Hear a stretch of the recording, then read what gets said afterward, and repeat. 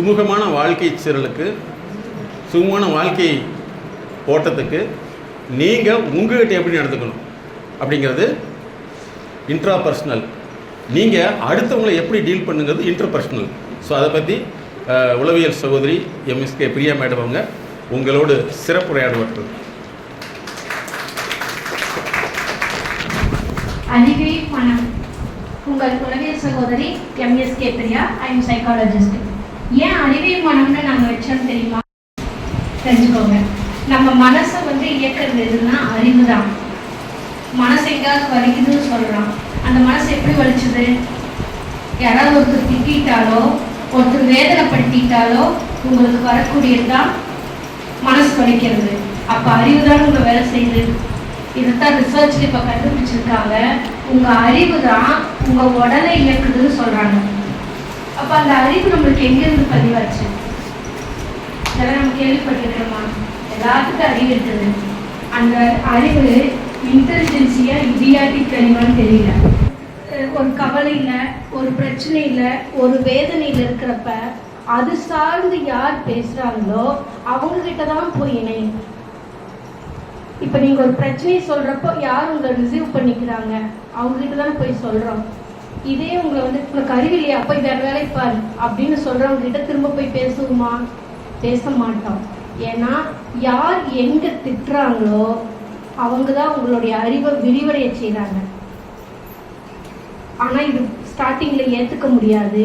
இது ஆழமாக உங்களுக்குள்ளே சிந்திச்சு பாருங்கள், அதோட ரியாலிட்டி தெரியும். எப்பவுமே நம்ம சமநிலையில் இருந்து பழகிட்டோம்னா நம்ம ஜெயிக்க முடியும். அது ஒர்க் சைட் ஆகட்டும், ஃபேமிலி சைட் ஆகட்டும். அந்த சமநிலையில் நம்மளால ஏன் சிந்திக்க முடியலன்னா நம்மளுடைய அறிவு. அது கேட்ட அறிவாக இருக்கலாம், கெட்ட அறிவாக இருக்கலாம், பழக்கத்தின் அடிப்படையில் வந்த அறிவாக கூட இருக்கலாம். அப்போ அதை எப்படி நம்ம புதுப்பிச்சுக்கலாம் அப்படின்னா நம்மளோட லைஃப் ஸ்டைலை நம்ம சேஞ்ச் பண்ணிகிட்டே வரணும். எப்படி சேஞ்ச் பண்ணுறது? நேற்று நடந்த பிரச்சனை நினச்சிக்கிட்டு கவலைப்படுறோமா, இல்லை நாளைக்கு புதுசாக என்ன பிரச்சனை வரும்னு நினச்சி இன்னைக்கு கவலைப்படுறோமா? எதில் ட்ராவல் பண்ணுது? ரெண்டுக்குமே ட்ராவல் பண்ணிட்டு ப்ரெசண்ட்டில் செய்ய முடியாமல் எல்லா இடத்துலையும் கெட்ட பேர் வாங்கிக்கிறோம். ப்ரெசண்ட்டில் நம்மளால செய்ய முடியல. அப்போ வீட்டில் எந்திரிச்சா இயல்பான முறையில் இருக்க முடியுமா? வீட்டில் எந்த வேலையும் செய்ய மாட்டேங்கிறாங்க. ஆனால் பெண் ஒரு ஆக்கும் சக்தி. அந்த சக்தி, அன்பு, ஆற்றல், அரவணைப்பு, இது எல்லாமே ஒரு பெண்கிட்ட மட்டும்தான் இருக்குது. ஆனால் இந்த சக்தி ஆற்றலையும் எல்லாம் உறிஞ்சி எடுத்துருவாங்க. நீங்கள் நல்லது தான் செய்வீங்க, நல்லதுங்கிற பேரில் நீங்கள் போய் செய்யறது எத்தனை இடத்துல உங்களுக்கு அவமானங்கள் வந்துருக்குது. அப்போது தகுதியற்றவங்களுக்கு நம்ம அறிவுரை சொல்கிறத தவிர்த்தரணும். அட்வைஸ் சொல்லவே கூடாது, கேட்கவும் கூடாது. இது ரெண்டுமே உங்கள் அறிவை மழுங்கடிச்சிடும். நிறைய பேர்த்துக்கு இன்னைக்கு சாப்பாடு கொண்டு வந்த குழம்பு அருமையாக இருந்துச்சு அப்படின்பாங்க. அது ஒரு அப்ரிசியேட் பண்ணுறது, தேங்க்ஸ் சொல்லலாம். ஆனால் நம்ம என்ன செய்வோம்? நான் எப்படி தெரியுமா குழம்பு வச்சேன், இத்தனை வெங்காயம் போட்டேன், இத்தனை தக்காளி போட்டேன்னா 1 மணி நேரம் கிளாஸ் எடுப்போம். இப்போ யார் முட்டாள்? அப்போது நம்ம கேட்டதுக்கு பதில் சொல்ல தெரியாமல், நம்மளை அப்ரோச் பண்ணதை எடுத்துக்க தெரியாமல், நம்ம நல்லதுங்கிற பேரில் அவங்களுக்கு நான் இப்படியெல்லாம் செஞ்சேன்னு சொன்னாங்கன்னா அவங்க உங்ககிட்ட ஐடியா கேட்க வந்தாங்களா? நீங்கள் எப்படி சமைச்சிங்கன்னு கேட்க வந்தாங்களா? இப்படி தான் நம்ம வேலை செய்கிற இடத்துலையும் நம்ம போய் சிக்கிக்கிறோம். இப்படி நிறைய இடங்களில் உங்களோட குழந்தைகள் வளர்ப்பில் பாருங்கள், அந்த குழந்தைய ஒன்று எதிர்பார்த்துட்டு ஒன்று கேட்கும், நம்ம ஒரு அட்வைஸ் பண்ணுவோம், அது ஒன்று செய்யும். முக்கோண பிரச்சனையாக மாறிடுது. இப்படி தான் நம்மளையே நம்ம போய் ஒவ்வொரு இடத்துலையும் சிக்க வச்சுக்கிறோம்.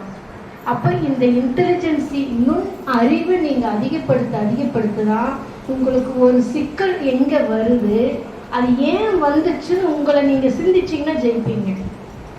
அது எப்படி அவங்க சொல்லலான்னு நினச்சி அவங்க சிந்தனைக்கு நீங்கள் சிந்திச்சுக்கிட்டே இருந்தீங்கன்னா நீங்கள் தோற்று போயிருந்தீங்க. ஏன் நம்ம தோற்றோன்னு தெரியுதா? சூனியம் நம்மளுக்கு நம்மளே வச்சுக்கிறோம். கரெக்டாக? சூனியம்னா என்ன? சாமியார்கிட்ட போய் வைக்கிறதா? கிடையாது. மேக்ஸில் சூனியம்னா 0. கரெக்டா? அந்த சூனியம் வந்து நம்மளுக்கு நம்மளே வச்சுக்கிறோம். ஏன்னா தேவையில்லாதவங்களுக்கு அட்வைஸ் பண்ணிடுறோம். நம்மக்கிட்ட கேட்கவே வரல யாருமே. உங்ககிட்ட யாருமே அட்வைஸ் கேட்க வரமாட்டாங்க, ஐடியா கேட்க வரமாட்டாங்க. எந்த ஐடியாவுமே யாருமே கேட்க மாட்டாங்க. அது ஃப்ரெண்டாக இருக்கலாம், பேரண்ட்டாக இருக்கலாம், ரிலேஷனாக இருக்கலாம், இன்க்ளூடிங் உங்களோட குழந்தைகளாக கூட இருக்கலாம். உங்கள்கிட்ட ஐடியா கேட்க வரமாட்டாங்க. தனக்கு தெரிஞ்ச தகவலை உங்கள் மண்டையில் போடுறக்கு வருவாங்க. அது ஒன்று குப்பையாக இருக்கும், இல்லைன்னா அவங்களுக்கு தெரிஞ்ச தேவையற்ற தகவலை போட்டுட்டு போவாங்க. நம்ம இன்டெலிஜென்சிங்கிற பேரில் போட்டு விட்டுருவோம். அது நம்மளுக்கே எப்போ பாரு தோண பேசுது, அறுக்க ஆரம்பிச்சிருது அப்படின்னு சொல்லுவாங்க. இல்லைன்னா பேசவே மாட்டேங்குதுன்றவாங்க. இப்போ நம்ம எப்படி மாற்றிக்கணும்? இனிமேல் கேட்ட கேள்விக்கு பதில் சொல்லிடணும், தேவையில்லாத தகவலை கொடுக்கக்கூடாது. சரி, அடுத்தது நம்மளோட வீட்டில் ஃபேமிலி சர்க்கிளில் வரக்கூடிய பிரச்சனைகள் கண்டிப்பாக ஒவ்வொரு பெண்ணுமே அனுபவிக்காமல் வெளியில் வர முடியாது. அப்போ அந்த பிரச்சனைகளை நீங்கள் மற்றவங்க கிட்ட சொல்கிறேங்கிற பேரில் யார்கிட்டையுமே ஷேர் பண்ணாதீங்க. அந்த ஷேருங்கிறது வந்து இப்போ விசேஷ வீட்டுக்கு போனால் பந்தியில் பரிமாறுறது தான் ஷேர், பிரித்து வைக்கிறது. அப்போ உங்களோட பிரச்சனைகளை பிரித்து வச்சிங்கன்னா மற்றவங்களும் உங்களை பயன்படுத்திக்குவாங்க. அது பொருளாதார ரீதியாக இருக்கலாம், அன்பு ரீதியாக இருக்கலாம், கெட்ட செயல்பாடுகளுக்காக இருக்கலாம், உங்கள் ஃபேமிலி பிடிக்கிறதுக்காக கூட இருக்கலாம். இப்படி பல கேஸ் எங்களுக்கு டெய்லி வந்துட்டு இருக்கு.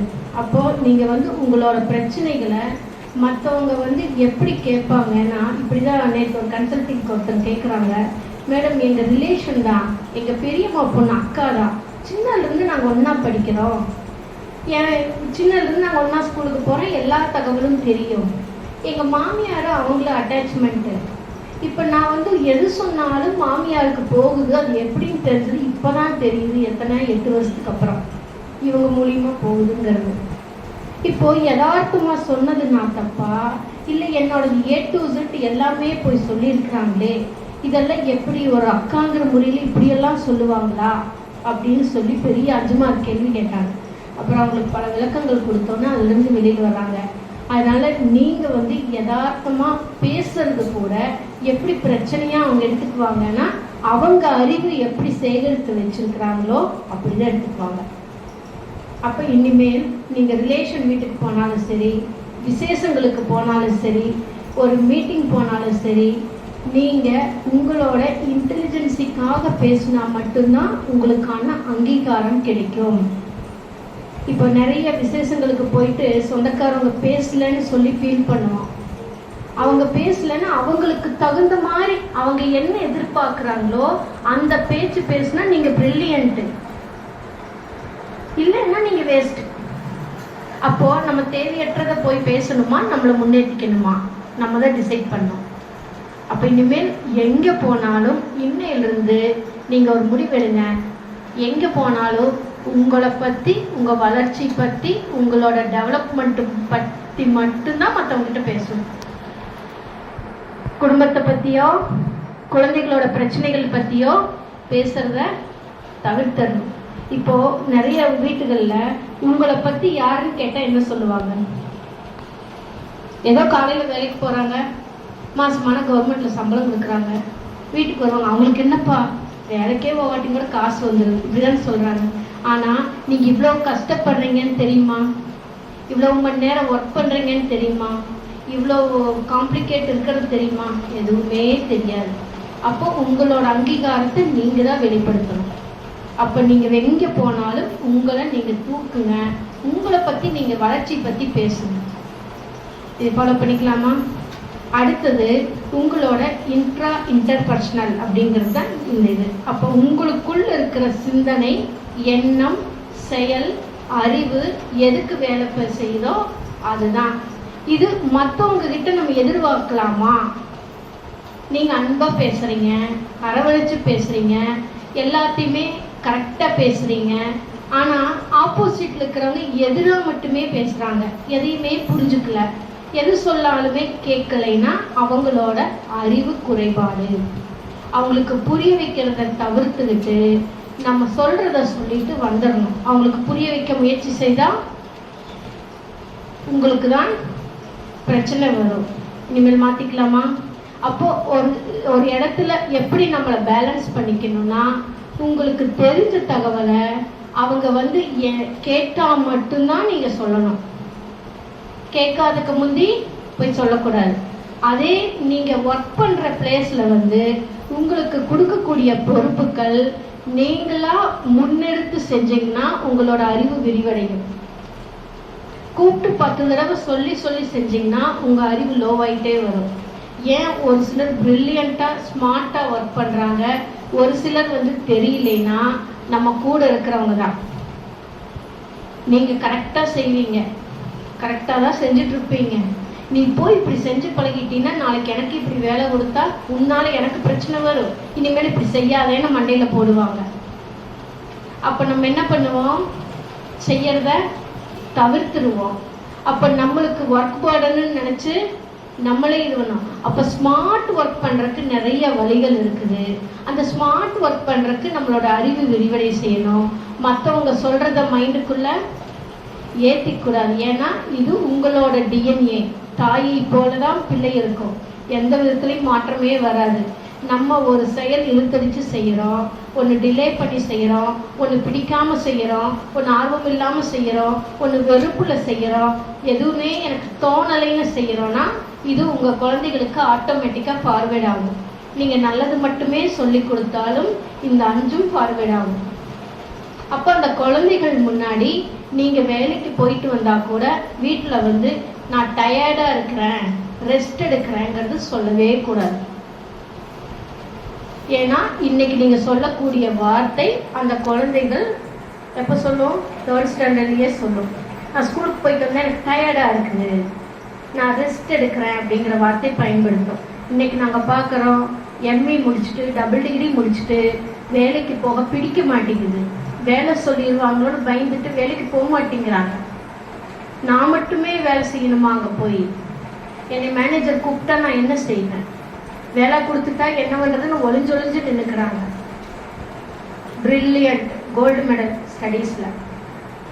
அப்போது நடத்தை சார்ந்தது நம்மளுடைய செயல் எண்ணத்தில் உருவாக்கணும். அப்போ தான் உங்கள் குழந்தைகளும் பிரில்லியண்ட்டாக இருக்கும். அப்போ குழந்தைகளுக்கு வந்து நம்ம சொல்லிக் கொடுக்குறதெல்லாம் தப்பா அப்படின்னா நீங்கள் சொல்லிக் கொடுக்குறது எதுவுமே அவங்க மைண்டில் போகாது. ஏன்னா உங்கள் குழந்தைகளை நீங்கள் வளர்த்தவே இல்லை, மீடியா தான் வளர்த்துது. மீடியாவில் ஒரு தடவை பார்த்தாங்கன்னா அதுதான் செய்யும். அப்போ இந்த குழந்தைகளை எப்படி முறைப்படுத்தணும்னா ரீடிங், ரைட்டிங் அகாடமியில் கொண்டு வரணும். உங்கள் குழந்தைகளுக்கு படிக்க ஆர்வம் வரல, இன்ட்ரெஸ்ட் வரலன்னா அதுக்கான ப்ரொஃபஷனல் பார்த்து எங்களை மாதிரி இருக்கிறவங்ககிட்ட அதை டிஸ்கஸ் பண்ணி அதுக்குள்ளே அடாப்ட் பண்ணிங்கன்னா ஒரு 8th ஸ்டாண்டர்டுக்குள்ளே அந்த குழந்தை ஃபிட் ஆயிடுச்சுன்னா நம்பர் 1 வரும். இல்லைன்னா 9th எல்லாம் கிராஸ் ஆச்சுன்னா நீங்கள் நினச்சா கூட அது மாற்றுறது சிரமமாக இருக்கும். அப்போ எழுத பிடிக்கல, படிக்க பிடிக்கல, தோணலை அப்படிங்கிற வார்த்தைகள் அதிகமாக பயன்படுத்துகிறாங்கன்னா நீங்கள் புரிஞ்சுக்கணும் இது பின்னாடி சரியாயிடும் அப்படிங்கிறத நீங்கள் நினைக்காம இது பின்னாடி சரியாகாது, பின்னாடி பெரிய பிரச்சனையாக மாறிடுங்கிறத புரிஞ்சுட்டு சின்னதாக இருக்கிறப்பவே அதுக்கான கைடன்ஸ் எடுத்துக்கோங்க. அடுத்தது நம்மளோட லைஃப் ஸ்டைலில் மிக முக்கியமானது நேரத்தை எப்படி அலாட் பண்ணுறது. நேரத்தை நம்ம கரெக்டாக தான் ஃபாலோ பண்ணுறோம். காலையில் எழுந்திரிக்கிறோம், வீட்டில் எல்லா வேலைகளையும் முடிக்கிறோம், ஒர்க்குக்கு வர்றோம். ஆனால் அந்த டைமுக்குள்ளே நம்மளால் முடிக்க முடியலங்கிறத ஒர்க் ப்ரெஷராக இருக்கும். எல்லாத்துக்குமே ப்ரெஷர் ஏடாகிறது அந்த இடத்துல தான்.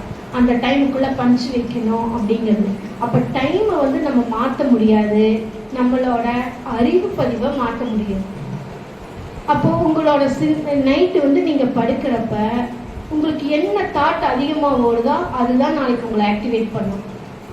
ஒன்று வீட்டை பற்றி கவலைப்பட்டுக்கிட்டு இருந்தீங்கன்னா காலையில் எந்திரிக்க முடியாது. காலையில் எந்திரிச்சாலும் உங்களால் இயல்பாக ஒரு செயல் செய்ய முடியாது. ஒர்க்குக்கு வந்தீங்கனாலும் அவங்களும் சொல்லுவாங்க, நீங்கள் ஒன்று மாற்றி செய்வீங்க. இல்லை நீங்கள் சரியாக செஞ்சுட்டு போனாலுமே அங்கே ஒரு பிரச்சனை கிரியேட் ஆகும். அப்போ அந்த நெருக்கடியான சூழலை எப்படி சமாளிக்கணுங்கிறத அந்த நுண் அறிவை நீங்கள் அதிகப்படுத்துறதுக்கு தான் உங்கள் மைண்டை நீங்கள் பழக்கணும். இப்போ எல்லா பிரச்சனைகளுக்கு தீர்வு இருக்குதுங்கிறத ஃபஸ்ட்டு நீங்கள் மைண்டில் எடுத்துக்கணும். நம்ம பெரும்பாலும் பிரச்சனைகளுக்கு காலம் நேரம் சொல்லும், விட்டம் சொல்லும், கட்டம் சொல்லும் அப்படின்னு சொல்லி அதுக்குள்ளே ட்ராவல் பண்ணுறோம். இதுதான் இடியாட்டிக் இன்டெலிஜென்சின்னு சொல்லுவோம். அறிவு எதுக்கு வேலை செய்யும்னா பின்னாடி சரியாயிடும், நேரம் வந்தால் சரியாகும், அதுவாக சரியாகும், இவங்க வேலையை விட்டு போனால் வந்துடும், அவங்க வேலையை விட்டு ட்ரான்ஸ்ஃபர் ஆனால் வந்துடும். இப்படியா நம்மளோட இன்டெலிஜென்சி இடியாட்டிக்காக வேலை செய்யும். அப்போ அதை தவிர்த்துக்கிட்டு நம்மளுக்கு ஒன்று தெரியலைங்கிறத நம்ம தெரிஞ்சுக்கிறதுக்கு என்னைக்கு ஒர்க் பண்ணுறோம்? பெரும்பாலும் வேலை கொடுத்துருவாங்கன்னு தான் விலகிறோம். அதை தவிர்த்துட்டு இதை நான் எப்படி ஸ்மார்ட்டாக தெரிஞ்சுக்கிறதுனா உங்களுக்கு 1 hour போதும். விலகி போனோம்னா விலகி போயிட்டே இருப்போம். இத்தனை காரணங்கள் இருக்குது நம்ம விலகி போறதுக்கு. மற்றவங்க என்ன நினைப்பாங்க அப்படின்னா, அப்போ இதை தவிர்த்துக்கிட்டு நம்மளோட இன்டெலிஜென்சியை, ஹியூமன் இன்டெலிஜென்சியை அதிகப்படுத்தணும். அடுத்தது, நீங்கள் என்னதான் ஆக்டிவாக இருந்தாலும் அப்பப்போ உடல் சோர்வு வந்துடும். ஏன் உடல் சோர்வடையுதுன்னா உங்கள் எனர்ஜி லாஸ் ஆகிறது தான். அப்போ ஒன்று உங்களுக்கு அங்கீகாரம் கிடைக்காதுன்னா உங்களுக்கு எனர்ஜி லாஸ் ஆகும். அங்கீகாரம் யாருமே கொடுக்க மாட்டாங்க, நம்ம தான் நம்மளுக்கு எடுத்துக்கணும். நீங்கள் நம்ம எது செஞ்சாலும் நல்லதுன்னு சொல்கிறக்கு வர மாட்டார்கள் அப்படிங்கிறத நீங்கள் மைண்டில் ஃபிக்ஸ் பண்ணுங்கள். நம்மளோட வேலை, நம்மளுக்கு கொடுத்த பொறுப்பு, இன்றைக்கானது இன்னைக்கு கரெக்டாக செஞ்சோமா அப்படிங்கிறது தான். இதில் டெய்லி நீங்கள் ஃபாலோ பண்ணுங்க, ஒரு ஸ்டேஜில் உங்களுக்கான அங்கீகாரம் கிடைக்கும். அதை தவிர்த்துட்டு ஏன் நான் செஞ்சும் எனக்கு கிடைக்கலன்னு போனோம்னா நம்மளுக்கே நம்ம பிரச்சனை கிரியேட் பண்ணிக்கிறோம். இதை மாற்றிக்கலாமா? அப்போ நிறைய விஷயங்கள், பிஹேவியர் நம்மகிட்ட எப்படியெல்லாம் மாற்றணும்னா நம்மளோட எண்ணம், சிந்தனை, செயல், அறிவு இது அத்தனையுமே மாடிஃபை பண்ணோம்னா நம்ம லைஃப் ஹாப்பியாக இருக்கும். அது பெரும்பாலும் அதை தவிர்த்துட்டு நம்ம பிரச்சனைகளை திங்க் பண்ணுறதுனால தான் இந்த இடத்துக்கு போய் சிக்கிக்கிறோம். அப்போது நம்மளுக்கு நிறைய இடத்துல இந்த தயக்கம், பயம் தான் சொல்லுவோம். இது நம்ம ஆரம்பத்திலேயே டிஎன்ஏலேயே பதிவானது, இந்த தயக்கம், பயம் அப்படிங்கிறது. இது உங்கள் குழந்தைகிட்ட நம்ம எதிர்பார்க்கவே முடியாது. கிளாஸில் ஏன்டா நீ முன்னாடி ரன்னிங்கில் ஓடலன்னு கேட்க முடியுமா? கிளாஸில் இதே நாங்கள் ஒரு ஸ்கூலில் கன்சல்டிங் கொடுக்குறோம், ஒரு ஸ்டூடெண்ட் சென்டென்ஸ் வரமாட்டேங்கிறாங்க, 10th ஸ்டூடெண்ட். இதே தயக்கம், பயம், அச்சம், வெக்கம். அப்போது பேரண்ட் இதை போய் 1 லட்சம் 2 லட்சம் ஃபீஸ் கட்டி படிக்க வைக்கிறாங்க. பேரண்ட் ஜன்னலில் நின்று பார்த்து அழுகிறாங்க. இவ்வளோ காசு கட்டி படித்து அந்த பையன் கூப்பிட்டா வரமாட்டேங்கிறானா அப்படின்னு தூக்கி வாரி போடுது. அப்போ இது எங்கேருந்து வந்துச்சு? நம்மகிட்ட இருந்து தான். அப்போ எதுவுமே நம்ம குழந்தைகள் முன்னாடி நம்ம முடியல, தெரியல, புரியல, கஷ்டம் அப்படிங்கிற வார்த்தையை பயன்படுத்தவே வேண்டாம். தெரிஞ்சுக்கிறதுக்கு என்ன பண்ணுறதுன்னு உங்கள் குழந்தைங்களுக்கு பழக்கணும். இது வரைக்கும் வளர்த்திட்டீங்க, எதுவுமே பழக்கலை. அப்போ இப்போ இருந்து நீங்கள் என்ன பழக்கணும்னா இந்த மாதிரி ஆக்டிவிட்டியை பழக்கணும். ரெஸ்ட் எடுக்கிறேங்கிறது சொல்லக்கூடாது. நீங்கள் ரெஸ்ட் எடுத்தீங்கன்னா அது இன்ட்ரெஸ்ட் எடுக்கும், டேக் ரெஸ்ட் எடுக்கும். அதனால் அதை மாற்றிக்கோங்க. இந்த மாதிரி உங்களோட டே டு டே ஆக்டிவிட்டியில் ஒவ்வொன்றும் மாற்றிட்டு வர்றப்ப நீங்கள் தான் சாதனை பெண்களாக இருக்க முடியும். மாற்றிக்கலாமா? அதுக்கு என்னென்ன தடைகள் நம்மளுக்கு இருக்கு? எல்லாருமே இன்ட்ராக்ட் பண்ணலாம். நைட்டு படுத்தா தூக்கம் வரல, தலை வலிக்குது, உடம்பு வலிக்குது, சோர்வாக இருக்கு, யாருமே என்னை புரிஞ்சுக்கல அப்படிங்கிற இந்த 5 ஓடிட்டு தான் இருக்கும். யாருமே உங்களை புரிஞ்சுக்க மாட்டாங்கங்கிறது ஃபிக்ஸ் பண்ணிக்கோங்க. ஏன்னா உங்களோட சூழல், உங்களோட கஷ்டம், உங்களோட வலி, உங்களோட வேதனை புரிஞ்சுக்க மாட்டாங்க. நானெல்லாம் அந்த காலத்தில் குழந்தை பெக்கலையா, 4 குழந்தை வளர்த்துனேன்பாங்க. அன்றைய காலம் வேறு, இன்னைக்கு காலம் வேறு. இதை புரிஞ்சுக்கவே மாட்டாங்க. அவங்க சொல்கிறவங்க சொல்லிக்கிட்டே இருக்கட்டும்னா நீங்கள் உங்கள் குழந்தைகளுக்கு அதிக செலவு பண்ணி வளர்க்குறத மட்டும் கட் பண்ணிக்கோங்க. கட் பண்ணுறதுல ஸ்டாப்பே பண்ணுங்க. எந்த அளவுக்கு இன்னைக்கு உங்களோட குழந்தைகளை வசதியாக வளர்த்துறீங்களோ பின்னாடி அவங்க கஷ்டப்படுவாங்க. பெரும்பாலும் உங்கள் வீட்டில் ஒரு 10th காலேஜ் படிக்கிற தெரிஞ்சவங்களோ உங்களோட குழந்தைகளோ இருந்தால் கூட தூங்கட்டும், பாவம், ரெஸ்ட் எடுக்கட்டும் இப்படியெல்லாம் பழக்குனீங்கன்னா உங்களை பற்றி புரிஞ்சுக்கவே மாட்டாங்க. இது தூக்க நோய், தூக்க வெறியாக மாறிடும். ஏன்னா இவங்களுக்கு அந்த தூக்கங்கிறது பிடிச்சு போயிடும், ரெஸ்ட் எடுக்கிறதுங்கிறது பிடிச்சு போயிடும். பின்னால் பார்த்தீங்கன்னா தூங்க முடியலையேன்னு அந்த வெறியிலேயே அது டிசார்டராக மாறிடும். உலகில் சார்ந்த பாதிப்புகளை உண்டாகிடும். அவங்க இயல்பு நிலையில் இருக்க மாட்டாங்க, கோவப்படுவாங்க, டென்ஷன் ஆவாங்க, அப்போ உங்கள் குழந்தைகள் கூட இப்போ அதிகமாக அப்படி கோவப்படுறாங்க, டென்ஷன் ஆகிறாங்கன்னா சரியான ஒரு வழிகாட்டுதல் எடுத்துட்டு அதிலிருந்து வெளியில் கொண்டு வந்துட்டு ரியாலிட்டி கொண்டு வரணும்னா அந்த குழந்தைகள் சக்ஸஸ் ஆகிடுவாங்க. இந்த மாதிரி குடும்ப சூழலையும் அலுவலக சூழலையும் நீங்கள் எப்படியெல்லாம் டே டு டே ஆக்டிவிட்டியில் பேலன்ஸ் பண்ணி கொண்டு போகிறீங்களோ அதுதான் உங்களுக்கு வளர்ச்சி கொடுக்கும். அப்போ இப்படியெல்லாம் நம்ம பேலன்ஸ் பண்ணி தான் வாழணுமா? அப்போ இதுக்கு தான் நம்ம பிறந்தோமா? நம்மளுக்குன்னு ஒரு சந்தோஷமே இல்லையா? அப்படின்னா எந்த சந்தோஷமும் நம்ம பார்க்குற பார்வையிலும் எடுத்துக்கிற எண்ணத்திலையும் செயல்படுற செயல்பாட்டிலும் தான் இருக்குது. இதே நீங்கள் ஒர்க் பண்ணுற பிளேஸில் பாருங்கள், நிறைய பேர் அத்தனை தப்பு செய்வாங்க ஒர்க்கில். ஆனால் திட்டு வாங்கிட்டு ஜாலியாக வந்து அடுத்த நிமிஷமே ஜாலியாக சிரித்து பேசுவாங்க. நீங்கள் ஒரு சின்ன தப்பு பண்ணியிருப்பீங்க, 10 நாளைக்கு சாப்பிடாம உட்காந்துருப்பீங்க. ஏன்னா நம்மளோட எண்ணம் சிந்தனை. அப்போ நெக்ஸ்ட் டைம் அந்த தவறு இல்லாமல் நம்ம எப்படி செய்யறது, நம்மளோட இன்டெலிஜென்ஸை அதிகப்படுத்தினா ஒவ்வொரு நாளுமே நம்மளுக்கு இந்த ஆக்டிவிட்டி ஃபார்வர்ட் ஆகிட்டே இருக்கும். இப்போ நம்மளை மாற்றணுமா, நம்ம கூட இருக்கிறவங்கள மாற்றணுமா, உலகத்தை மாற்றணுமா? நம்மளை மாற்றினா மட்டும்தான் மாற்றம் வரும். இப்போ உங்கள் ஃபேமிலியில் ஒரு பிரச்சனை இருக்குதுன்னா நீங்கள் மாறினீங்கன்னா உங்கள் ஃபேமிலி மாறும். ஏன்னா ஒரு பெண்ணுக்கு மட்டும்தான் ஆக்கும் சக்தி இருக்குது, அரவணைக்கும் சக்தி இருக்குது, அன்பை கொடுக்குற சக்தி இருக்குது, அன்பை எடுத்துக்கிற சக்தி இருக்குது, ஆர்வத்தை தூண்டக்கூடிய சக்தி ஒரு பெண்ணிடத்துல மட்டும்தான் இருக்குது. ஆனால் ஒரு ஆண்னால் அது கொடுக்க முடியாது. ஒரு பெண் நினைச்சா எப்படி இருக்கிற சூழலையும் மாற்றி அமைக்க முடியும். நிறைய குடும்பங்களில் பார்த்தோம்னா ஒன்றுமே இல்லாமல் கட்டிட்டு போயிருப்பாங்க, ஆனால் மிகப்பெரிய ஒரு பிஸ்னஸ் மேனாக மாறி இருப்பாங்க. அது ஒரு பெண்ணோட ஆற்றல் தான். அப்போது ஏன் நாத்துக்கு வந்து பெண்ணை ஒப்பிடுறாங்கன்னா தெரியுமா?